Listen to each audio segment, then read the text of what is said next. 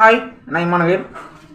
சிவகங்கை மாவட்டம் காளையார்குடி வட்டம் வாகைக்குளம் அப்படிங்கிற ஒரு ஊரில் வந்து பார்த்திங்கன்னா முதுமக்கள் தாலி, கல்வட்டங்கள், அப்புறம் இரும்பு தாலி, இதே மாதிரி பல சில விஷயங்கள் வந்து கிடச்சிருக்கு. அதோட வரலாறு பற்றி வீடியோவில் பார்க்க போகிறோம்.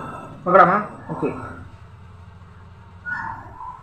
வாகைக்குளம் அப்படிங்கிற ஊரோட கிராமத்தோட வெளிப்பகுதியில் வந்து பார்த்திங்கன்னா வீரக்குளக்கால், கல்லுக்குளக்கால் அப்படின்னு 2 ஆற்று பள்ளத்தாக்கு பகுதி இருக்குது. இந்த 2 ஆற்று பள்ளத்தாக்கு பகுதியிலையும் வந்து முதுமக்கள் தாலி, இரும்பு எச்சம், அப்புறம் கல்வட்டம், இதே மாதிரி சில விஷயம் வந்து கிடச்சிருக்கு. இது வந்து தகவல் தெரிஞ்சு ஆய்வாளர்கள் ஆய்வு பண்ணி பார்த்துருக்காங்க. 20 ஏக்கருக்கு மேற்பட்ட 50க்கும் மேற்பட்ட முதுமக்கள் தாலி வந்து கிடச்சிருக்கு. இது எல்லாமே வந்து அந்த ஆற்றுப்பகுதியோட மேல் பகுதியில் வந்து பார்த்திங்கன்னா குவியலாக கிடச்சிருக்கு. 2000 4000 ஆண்டுகளுக்கு முற்பட்டு பெருங்கற்காலத்தை சார்ந்தது அப்படின்னு வந்து கண்டுபிடிச்சிருக்காங்க. இதில் வந்து பார்த்திங்கன்னா ஒரே இடத்துல வந்து பார்த்திங்கன்னா அடுக்கடுக்கான முதுமக்கள் தாலி வந்து கிடச்சிருக்கு. அடுக்கடுக்கான முதுமக்கள் தாலி அப்படின்னு கேட்டிங்கன்னா ஒரு பெரிய முதுமக்கள் தாலி இருக்கும். அந்த பெரிய முதுமக்கள் தாலிக்குள்ளே வந்து சின்னதாக வந்து முதுமக்கள் தாலி வச்சுருப்பாங்க. ஸோ இந்த அமைப்பில் இருக்கிற வந்து அடுக்கடுக்க இருக்கிற முதுமக்கள் தாலி அப்படின்னு சொல்லுவாங்க. இந்த பகுதியில் வந்து பார்த்திங்கன்னா ஒரு 3 முதுமக்கள் தாலி வந்து கிடச்சிருக்கு. பெரிய அளவிலான 3 முதுமக்கள் தாலி கிடச்சிருக்கு. அது வந்து பெரிய அளவில் வந்து இவ்வளோ பெருசாக இருக்கிற ஒரு முதுமக்கள் தாலி. அதில் வந்து பார்த்திங்கன்னா அந்த முதுமக்கள் தாலி அகலம் வந்து பார்த்திங்கன்னா 3 அடி, நீளம் வந்து கரெக்டாக மேலே வந்து கீழே வரைக்கும் இருக்கிற நீளம் வந்து பார்த்திங்கன்னா 7 அடின்னு சொல்கிறாங்க. அந்த முதுமக்கள் தாலி வந்து பார்த்திங்கன்னா மொத்தம் 3 முதுமக்கள் தாலி கிடச்சிருக்கு. அந்த 3 முதுமக்கள் தாலிக்குள்ள வந்து பார்த்திங்கன்னா 5 முதுமக்கள் தாலி இருக்கிற மாதிரி வச்சுருக்காங்க. அந்த 3 முதுமக்கள் தாலிகளையும் வந்து பார்த்திங்கன்னா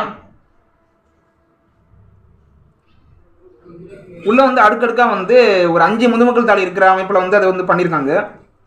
ஸோ இப்படி ஒரு விஷயம் வந்து அந்த பகுதியில் கிடச்சிருக்கு.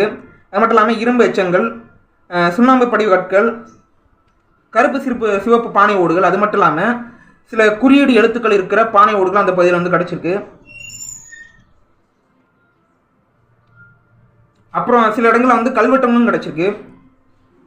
இதில் வந்து பார்த்திங்கன்னா ஒரே இடத்துல வந்து குவியில் வந்து சுண்ணாம்பு பாறைக்கற்கள் வந்து இருந்திருக்கு. அந்த சுண்ணாம்பு பாறைக்கற்களுக்கு கீழே வந்து பார்த்திங்கன்னா முதுமக்கள் தாலி, அப்புறம் வந்து பானை ஓடுகள் வந்து இருக்குது. ஸோ இந்த அமைப்பில் வந்து மொத்தம் 20க்கும் மேற்பட்ட இடங்களில் வந்து முதுமக்கள் தாலிகள் வந்து கண்டுபிடிக்கப்பட்டிருக்கு. இந்த முதுமக்கள் தாலி அப்படின்னு என்னன்னு கேட்டிங்கன்னா வயது மூப்பு, அதாவது ரொம்ப வயசாகி, அது மட்டும் இல்லாமல் வந்து போரில் இறந்தவங்களை வந்து முதுமக்கள் தாலிக்குள்ளே வச்சு வந்து புதைக்கிற வழக்கம் வந்து காலங்காலமாக வந்து இருந்திருக்கு தமிழர்கள் மரபில். இது வந்து பெருங்காலம், சங்க காலம், இந்த மாதிரி டைம் பீரியடில் வந்து இந்த மாதிரி ஒரு வழக்கம் இருந்திருக்கு. இறந்தவர்களை வந்து ஒரு பெரிய பானைக்குள்ளே வந்து வச்சு அதுக்கு அது மட்டும் இல்லாமல் அவங்களுக்கு பிடிச்ச விஷயங்களை வச்சு அவங்கள வந்து புதைக்கிற ஒரு வழக்கம் வந்து தமிழர்கள் மரபில் வந்து இருந்துட்டு வந்திருக்கு. இந்த மொத்தமாக கிடைச்ச இந்த பொருட்களை வச்சு பார்க்கும்போது ஆய்வுகள் என்ன சொல்கிறாங்கன்னா இது வந்து ஒரு ஆற்றுப்பகுதியாக இருக்குது. இந்த ஆற்றுப்பகுதியில் வந்து ஒரு மிகப்பெரிய ஒரு ஊரே வாழ்ந்துருக்குன்னு சொல்கிறாங்க. அதாவது பெருங்கற்காலம், சங்ககாலம், இந்த மாதிரி நேரங்களில் வந்து ஒரு மிகப்பெரிய ஒரு மக்கள் தொகையில் இருக்கக்கூடிய ஒரு ரொம்ப பேர் வந்து வாழ்ந்துருக்காங்க. அவங்க வந்து இயற்கை சீற்றத்தினாலேயோ இல்லை வெள்ளத்தினாலேயோ இந்த ஆற்றுப்பகுதி அதில் வந்து வெள்ளம் அடித்து கூட அவங்க இறந்துருக்கலாம் அப்படிங்கிற ஒரு விஷயத்த வந்து ஆய்வாளர்கள் சொல்கிறாங்க. ஸோ இவ்வளோ பெரிய விஷயம்தான் வந்து இந்த வாகைக்குளம் அப்படிங்கிற ஊரில் வந்து கண்டுபிடிக்கப்பட்டிருக்கு. இந்த வாகைக்குளம்ங்கிற ஊரில் கிடைச்ச அந்த ஊரோட ஆற்றுப்பகுதியில் கிடைச்ச பெருங்கற்காலத்தை சார்ந்த முதுமக்கள் தாலி, அப்புறம் கல்வெட்டங்களோட வரலாறு. So thank you. வேற பற்றி வீடியோ பேசினா கீழே கமெண்ட் பண்ணுங்க. பிடிச்ச லைக் பண்ணுங்கள், ஷேர் பண்ணுங்கள், கமெண்ட் பண்ணுங்கள். தேங்க்யூ.